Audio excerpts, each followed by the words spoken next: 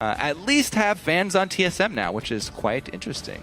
And there we go. Callista, I believe this is her fifth straight game picked or banned so far today. I could be off by 1, but I'm pretty sure we're hitting 5 now. Annie removed away from Afromu. I love the new Annie with the speed up for Tibbers when you activate Molten Shield. Even though they took off, Armor and Magic Resist, it just feels so much cooler that you get to speed up Tibbers now. And that very quick initiation taken away from CLG, as well as the Afro Man hooks. No more Blitzcrank. Aww. Morgana still up if they want it, though. Vi grabbed right away, and yes, they steal the Morgana out the same pick. So there we go. That's going to be less available. Sivir still up if Winterfox wants it. Just saying, we've seen the matchup before. It didn't go too well. Cassian first pick, though, for Winterfox. Yeah, very confident Winterfox here. They want Pobelter to be in a position where he can take over the game. Champions like LeBlanc, which is actually banned out. They decided to go to Kassadin instead. See if CLG can properly punish a Kassadin early. We'll see if they decide to do any early moves to gain ward coverage over the jungle, to pressure even the mid turret. There's so many moves that you can take against him early because he does not have wave clear. And we saw that from teammate. We'll see if we have more coming on this one. Sivir does get grabbed up against Vi. And Gnar top lane here for Avalon. So we already know all of the lane matchups here for Winterfox. And only one of them is typically strong. Yeah, interesting. I mean, Kassadin not a weak lane. That's for sure. We'll see what Link decides to run into him, because they were very well aware that they're giving away this Kassadin, leaving it up for the first pick. And CLG being on that red side do have the guaranteed counter picks. Now they've got guaranteed counter picks for every single lane, as you pointed out. So it should all be up to the coach here. He cannot complain to anyone. He gets to literally counter pick every single lane. Pretty much whatever he wants. Nidalee gets grabbed up there. Top or mid potentially, but Doublelift gets jinxed. Yeah, that's not going to be a lane Vi. While Nidalee can be played pretty much anywhere she wants, Vi does not have a good lane phase against Gnar. So that will be solo lane Nidalee. And Morgana, still possibility of being that top lane or mid lane Morgana. True. But probably the support, I believe, she'll be relegated to. Depends if they get a matchup they really like here. Kassadin is good at last hitting under turret, which is, I guess, what you're talking about, his laning not being too bad. But yeah, and when he's versus someone who's a mage, it's a lot easier for him to work around using the shield and, of course, his passive. But the thing is, Nidalee can get a lot of auto attacks off on you early on in the lane phase. So even that Nidalee matching up should be able to take some amount of control for the early stages before he gets to jump. Oh, absolutely. I think it's pretty healthy of a matchup for Link. He won't get pushed in very easily. Of course, the early Cougar form as well, letting him get away from the Jarvan ganks, and it's not like Kassadin has good gank follow-up anyway. So the full lineup is here. The Janna to help keep the back line alive, but largely this team is only going in from Winterfox. Yeah. I mean, again, though, it's another Vi here from Smithy. Into Kassadin, it can be a good pick into Kassadin. If you've got the follow-up damage, I mean, Vi is always a good match with Nidalee because Nidalee's spear hitting is guaranteed by the Vi ultimate, and it's a huge amount of burst if you have the confidence to jump in with Nidalee for the takedown as well. So the 2v2 with Vi and Nidalee is actually really strong when you do hit that level 6. But Vi going into Sivir is definitely not the ideal AD carry to assassinate. So we may see Smithy actually going for the AP carry, or even the jungle Helios. And the question is, how well can it get peeled out? Of course, Black Shield does exist, meaning the divers can stay there against Janna. I don't love Morgana against Janna in a lane matchup. I feel like the just AD shield is really strong, but team fight-wise, Black Shield's freaking great, and you can't pop it. Pobelter has to focus the Black Shield to allow Glebe to ult out. He's the only guy who can do anything about this, so that coordination between mid and support will matter from Winterfox. CLG, though, a lot of different things they can do here, right? They've got the range as well as the hard engage. Yeah, they've got a well-rounded comp right now, actually. So we already mentioned the Vi plus Nidalee towards mid lane. They can have a really strong siege just because bindings and spears coming out, always really hard to dodge under turrets. But they can also take those turrets very quickly because they also have Jinx. So it's going to be interesting to see. Team fights will be a fun thing to watch. The siege is, of course, likely to be very good for CLG. But we're going to be checking in during the game to see who you think is going to have the momentum. So keep tweeting at LOL Esports. Use the hashtag WFXWin or CLGWin. And we will continue to update the fan vote throughout the game. Winterfox looking largely for team fights. They have a little bit of individual playmaking. And pretty much all of their wave clear, a lot of that burden is going to be shouldered by the AD carry here. So Altec with Sivir, if Altec does not have, a good early phase, then CLG can start knocking down objectives. Yeah. And as we talked about, they're good at this. So Winterfox survived the early game. Can you do it? You showed your solo lanes and your AD carry first. Chronologic Gaming, assuming they went for strong lanes here, and by and large, I think they did. Yeah. Link is, by the way, this is one of Link's, if not his favorite champion. Definitely one of his top 3. Been playing Nidalee for years and years and years. Yeah. One of the other standbys, though, is Altec, and facing Doublelift can be intimidating. So he came up with a strategy to help him manage that matchup. The first time I played against him in scrims, every time I look at his name bar, I'm like, oh, crap. I'm really scared. But now I learned to take off name bars and just, play champion versus champion rather than, say, play player versus player. Yeah, that's a tip that a lot of pro players have used. Doublelift himself uses that tip. Takes off the name bars so that it doesn't affect the way that he plays the game. Some of those, though, if you have enough self-control, I actually like leaving them on and playing to the person, because you can play around the personality of the player that you're actually playing against. Yeah. As long as it's not, you're being intimidated by this person, so it's obviously detrimental. Yeah. I think agree. it's added information that you can use to your advantage if you're in that mind space. However, a lot of people scared of Doublelift, so Whatever. I have to take that one off. It's just a jinx this game, Freak. Don't get upset. No, it's fine. Jinx, easy pickings for Jarvan, right? Just call my jungler. Yeah, just gank him all the time. No big deal.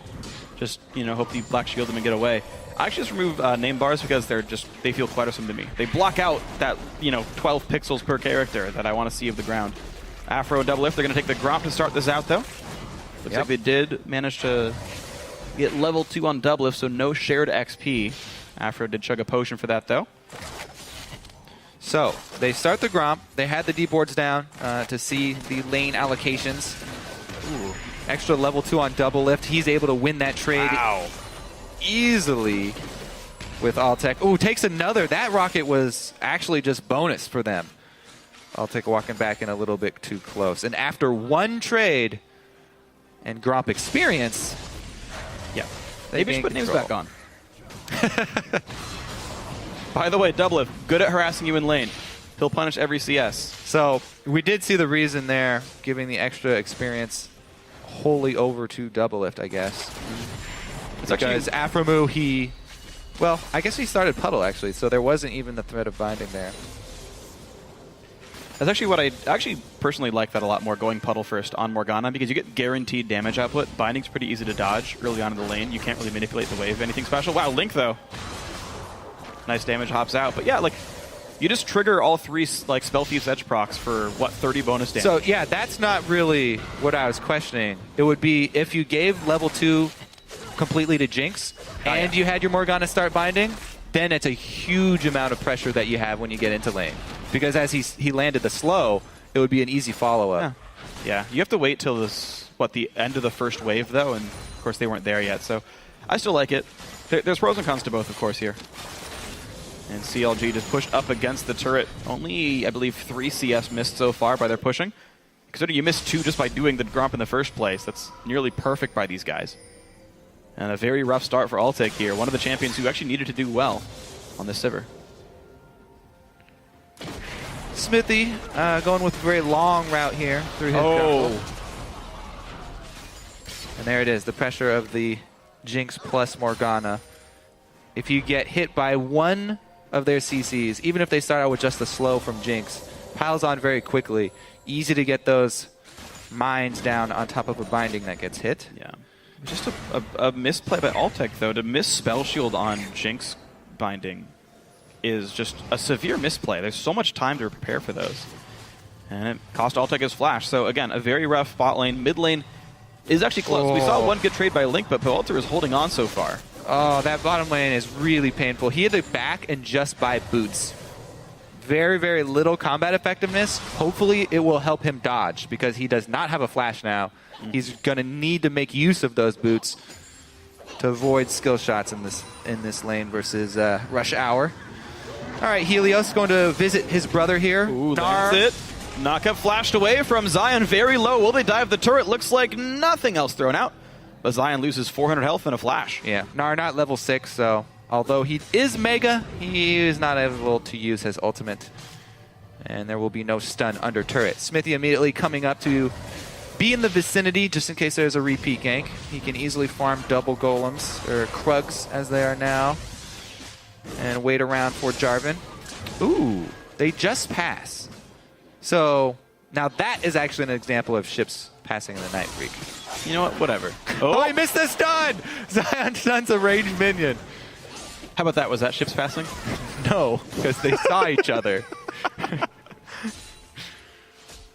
All right, Okay. so since they passed without seeing each other, Helios does end up standing. Exhaust. Wow, what a great spell shield to take it back, Altsec. That was sick.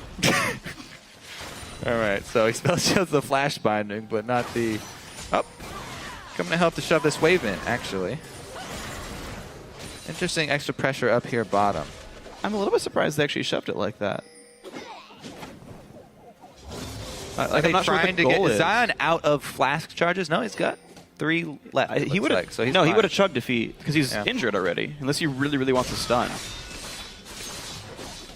I'm just sort of surprised that they chose to shove because he could have like held the freeze and recalled back early. But Well, now it does mean the top lane's extended. Smithy leaves the area. This is an opportunity for Helios to revisit. However, they've been spending so much time up there, he probably just figures it's warded by this time.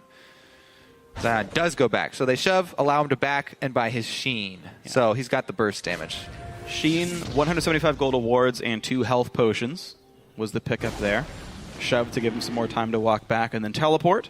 So TP down until about 12 minutes into the game. Avalon shoving pretty hard himself. He is not bought yet, though. And Zion Spartan, with the Sheen, going to do a lot of damage here. There is no flash for Zion. Is up for Avalon.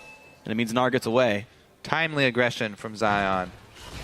Like how he plays this matchup, teleporting right back as soon as he has his Sheen. No Gnar bar charged up, so he's not in danger. Altek doing much better now. Spell shields the binding, dodges this Jinx slow, and then dodges one more binding. So the boots are paying off for him, even though it's an early buy. Also, by the way, I really want to commend Link on his Nidalee. Not only was he able to leave his lane, but he was able to get some very deep wards down using Nidalee's jump.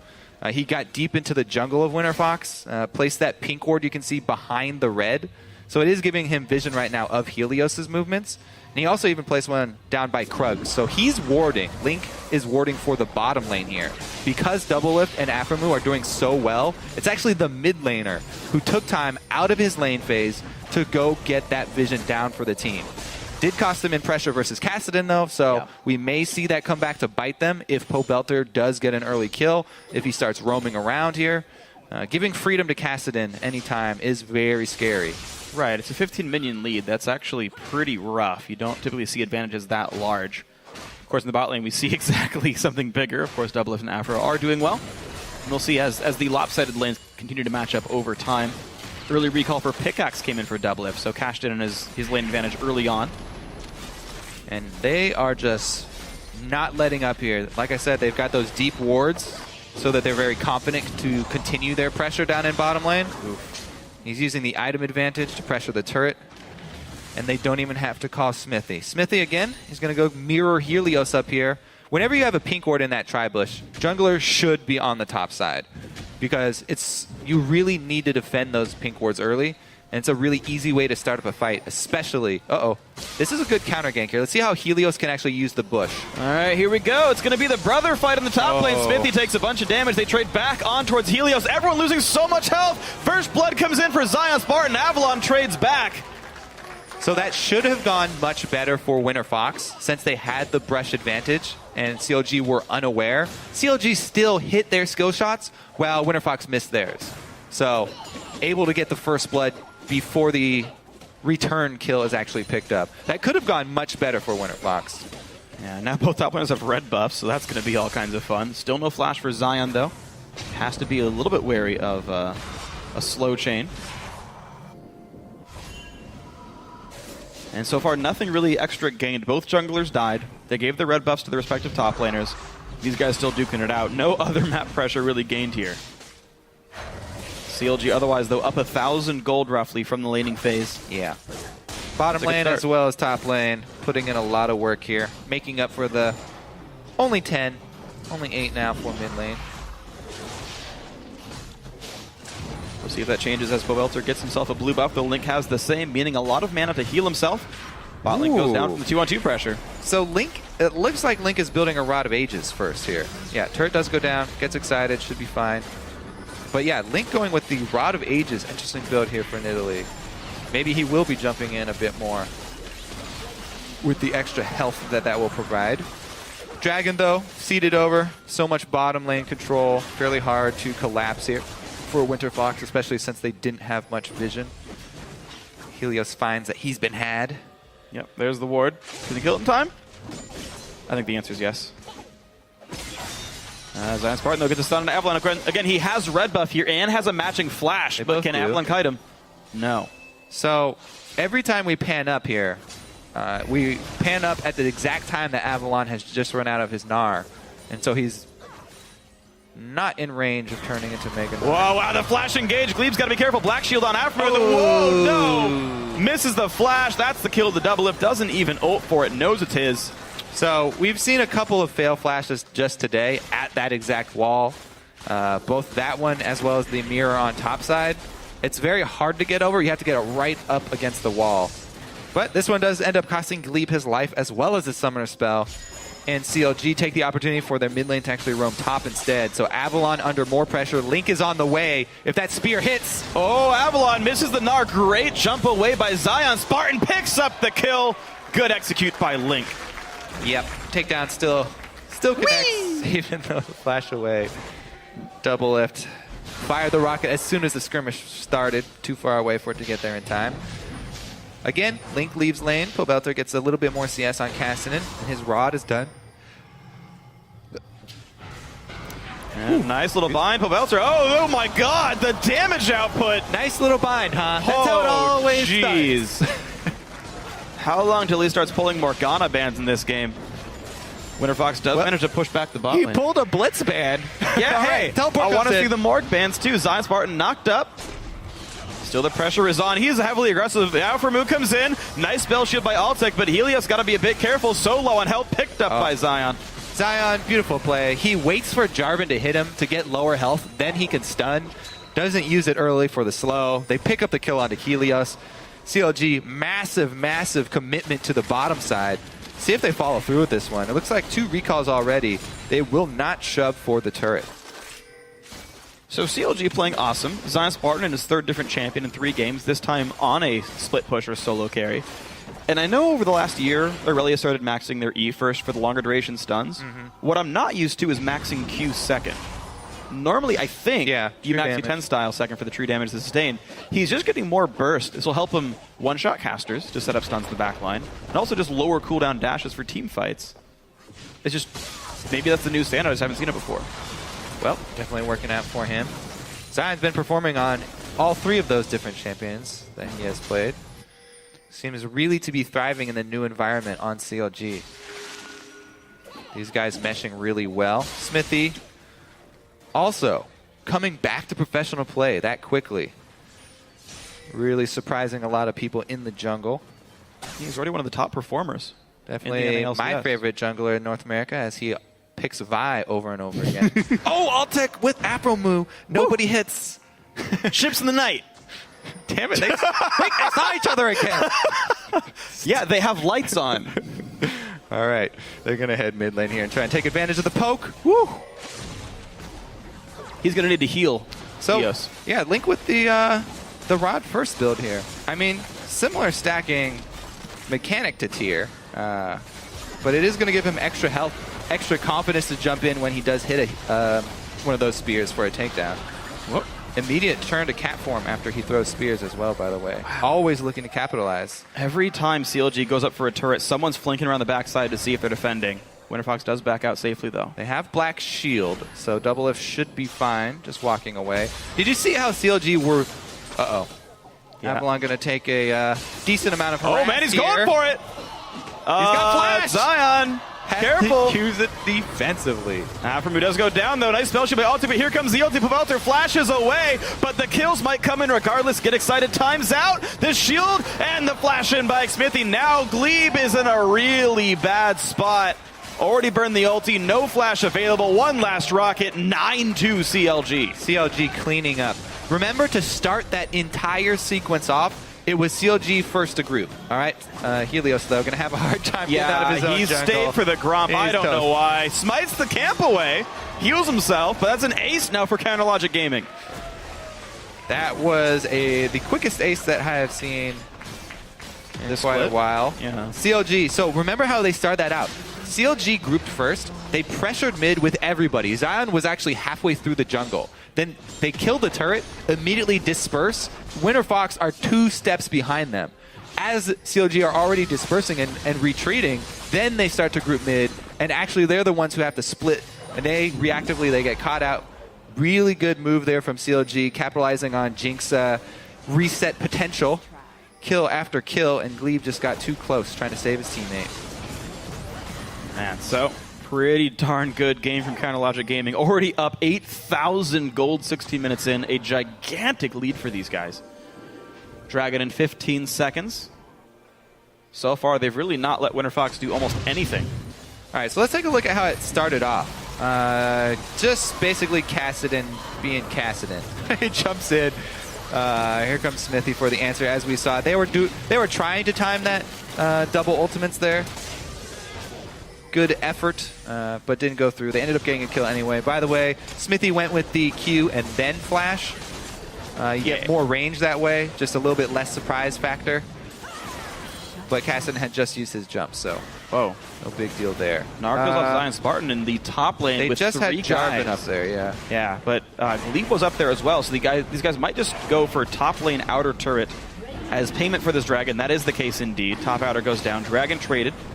Smithy, pretty easy pickup.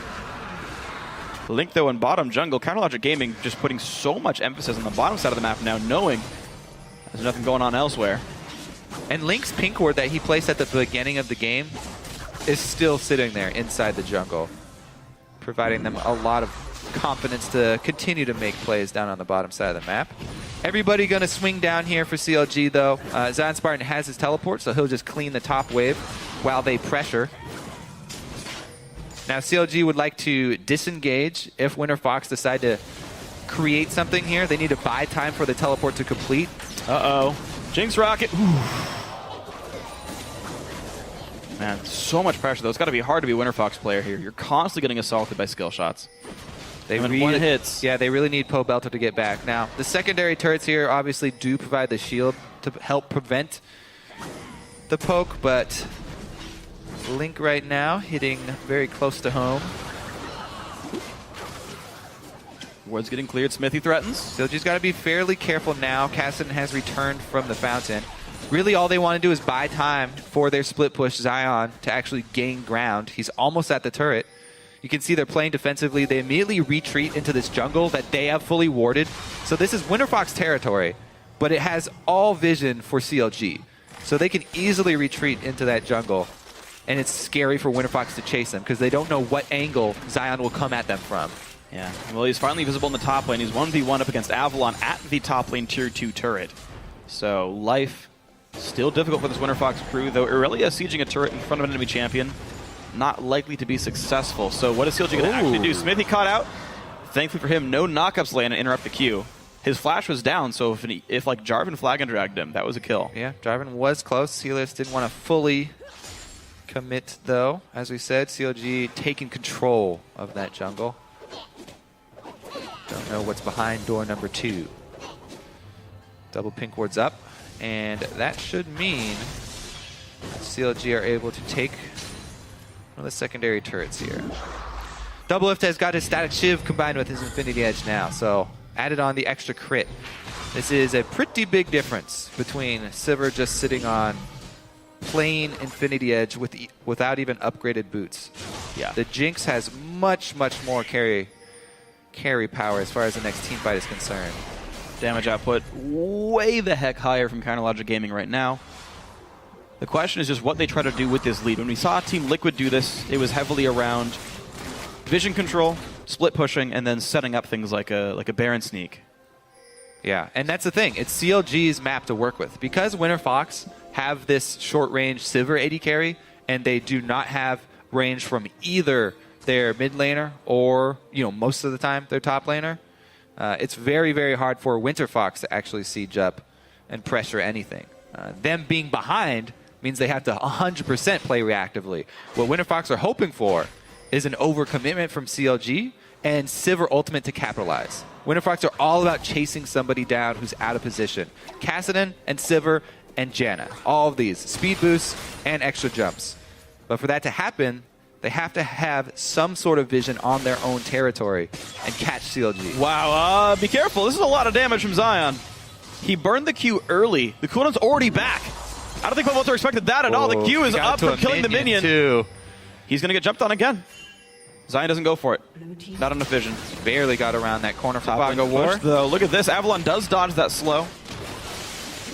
Yeah, Zion is able to actually duel so much better because of the Q max. Second game that we've seen. Huge. Oh, here it goes. There's the Sivir ultimate. And the binding. Afro stuffs him. And forces a flash away from someone all the same. Smithy and Afro running away. In comes Nard. Two-man ulti. Afro ults, Black Shields himself, I should say. But Avalon forced to run. His team wasn't there.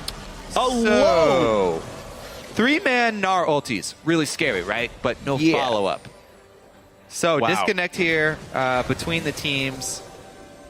And this is the team, Avalon. Basically, this team mostly communicates in Korean. Okay, this is going to be another Bush attempt.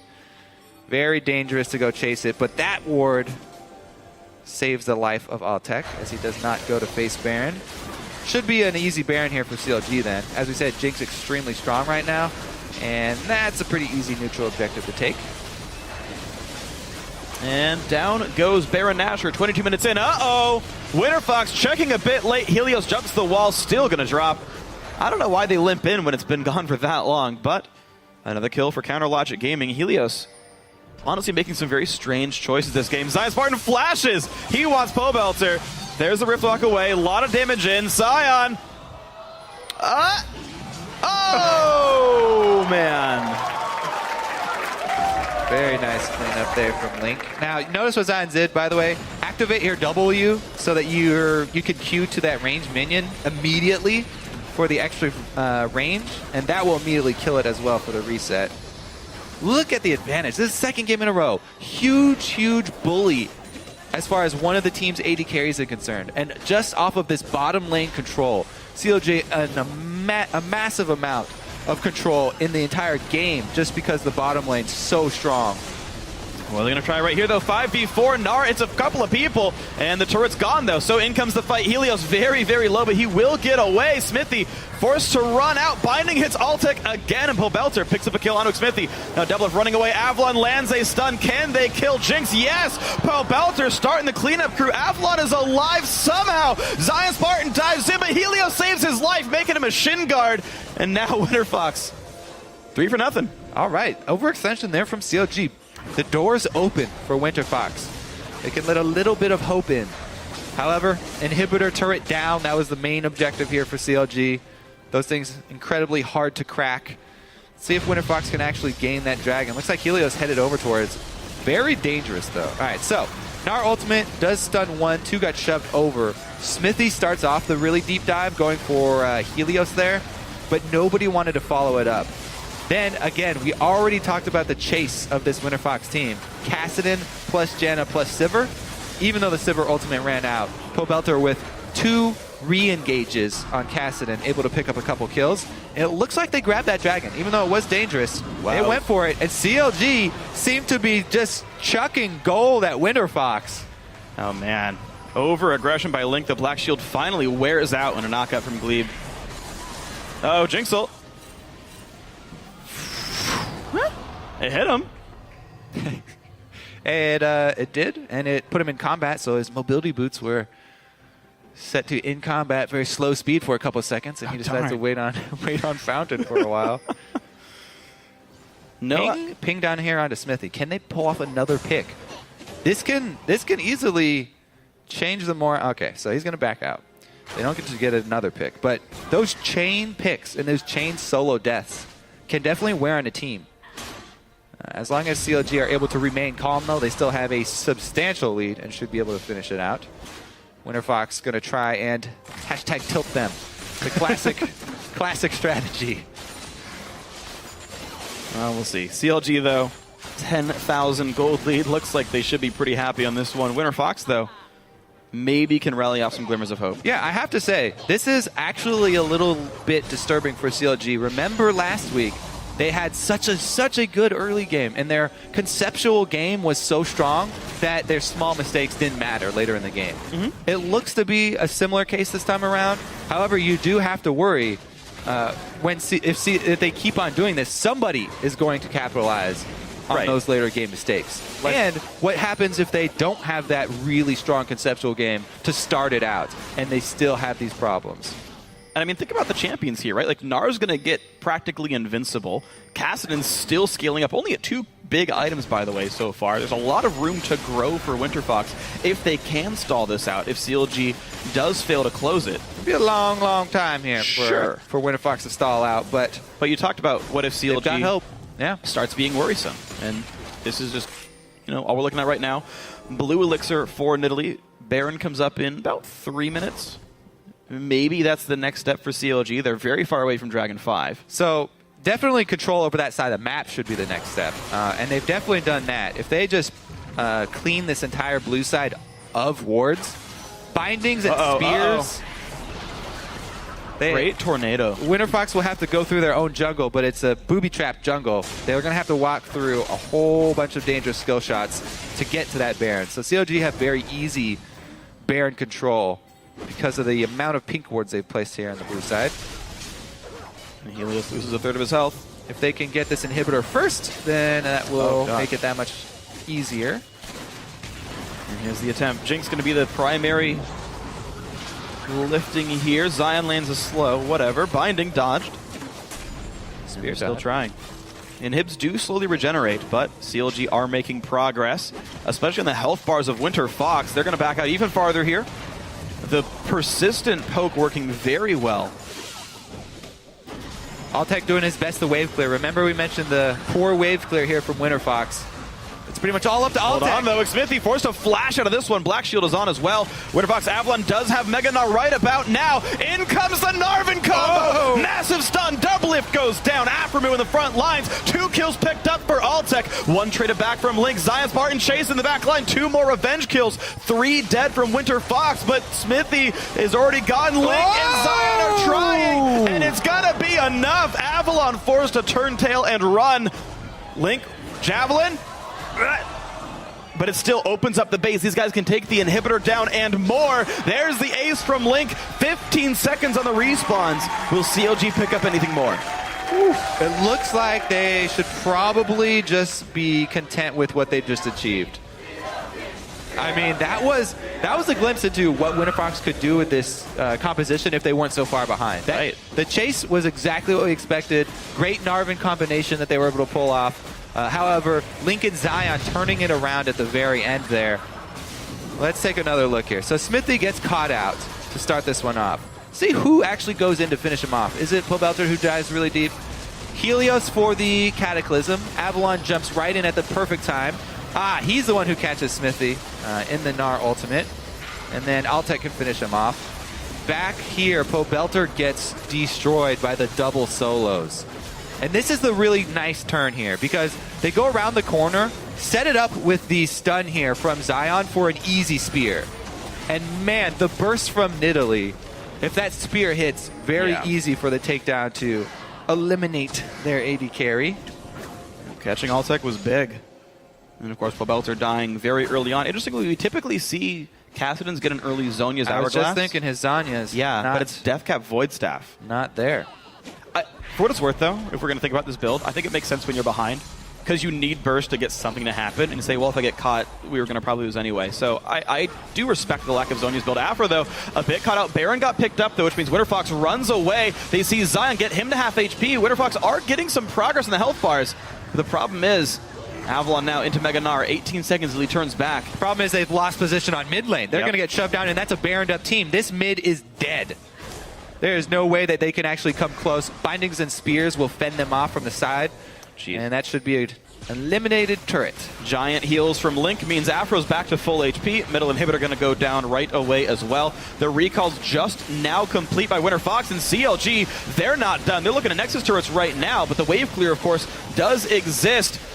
But here comes the auto attacks. Turret number 1 going to be going down. This could be the game-ending push. Altec down to half. Avalon mini Gnar for quite some time, but the minion wave is gone, and back goes CLG. Link does have mana, but Belter does not have health. Wave number 2 coming in from the top lane. Super minions, again, buffed up with the Baron as well, means they will die incredibly slowly. Here's the next attempt. Avalon caught out by Bindings. He goes down. Belter on the side pushes back Xmithy, but the turret going to be attacked. Bo Belter drops 2 for nothing. In comes the dive to the back line, but Jarvan can't do much of anything. Glebe knocks 1 back in, make that, just the 1 guy actually. 3 versus 1 death, and now the push in for the Nexus. This is going to be the game ended 31 minutes in. CLG with a fast one. Control nearly from start to finish.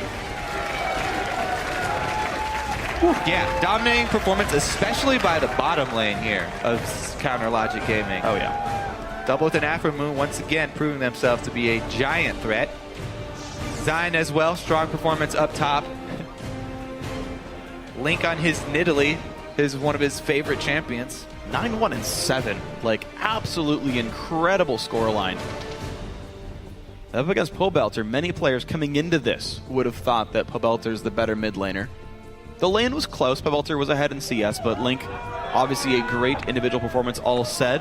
All of CLG, I would say, playing a very good game as well. And that's the key. We've said so many times, it's not just the bottom lane anymore. All of CLG very strong in their individual roles. And Winterfox, some definite room for improvement, but it was just because they got behind so much early, I believe. They showed in the end some good execution of their combo. Yeah. Lane phase, though. A little bit of work to be done. Too many good plays by CLG, too many slight missteps by Winterfox. You talk about the top lane counter gank. Should have been free because of the brush advantage. Missed skill shots. Darn, that's too bad. Bot lane, just Altec getting chunked, not respecting Zap whatsoever. Missing spell shields, losing his flash because of it. So many just individual, just the one-time misplays. Sets your lane back, makes your life more difficult, and enough those accrue, CLG stays ahead. Yeah. So really, pretty clean execution, except for a couple little overstays for CLG. Yeah. But all around, they're looking very promising. You could say they have a lot of potential this season. They actually, with this win, are also tied still for first now with only TSM. Right. So it's not potential. They're actually in first place. That's what it is. Yeah, CLG look good for real this time. The lineup is here. They haven't lost a game yet with Zion Spartan in the lineup. Full starting lineup.